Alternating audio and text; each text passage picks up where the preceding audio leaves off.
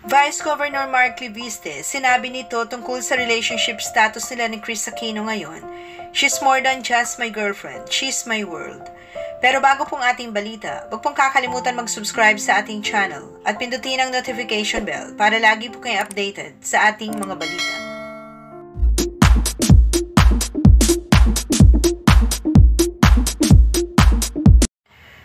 Sa exclusive interview ni Batangas Vice Governor Mark Leviste, sinabi nitong 7 months na silang in a relationship ni Kris Aquino ngayong November.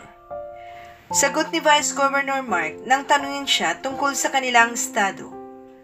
We're in a different level and I can only hope that everything will work out for the better. I can proudly say that we're still together and still going strong.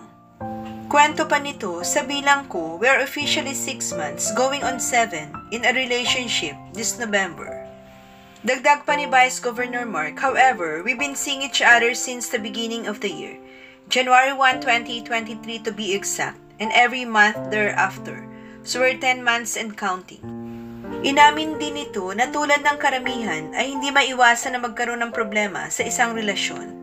Gayon pa man aniya ay kayang-kaya naman nila itong harapin at lagpasan na magkasama. Pahayag nito, it's been a roller coaster or a Ferris wheel ride for us. But seriously and fortunately, our ups and downs haven't been as rough as a roller coaster ride. It's manageable, plus I value the journey, just like appreciating the view from giant Ferris wheel. Pagpapatuloy pa niya, as Kris said, we both learned from our mistakes, and with God's help, we hope to continue building a harmonious and supportive relationship for a lifetime. Nakakakilig pang sabi ni Vice Governor Mark, now more than ever, Kris, the kids and her sisters have become a big part of my life and that of my own family. She's more than just my girlfriend. Kris is my world. Matatandaan, nito lamang June ngayong taon nang unang inamin ni Vice Governor Mark Leviste ang tunay na relasyon nila ni Kris Aquino. Pero makalipas ang ilang linggo ay inanunsyo naman ng Queen of All Media na naghiwalay na sila at inaming may mga pagkakataong hindi sila magkaintindihan.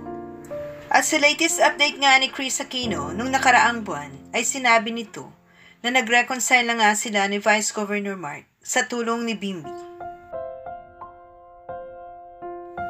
Maraming salamat po sa inyong panunood. Huwag pong kalimutan mag-subscribe para sa iba pang showbiz updates.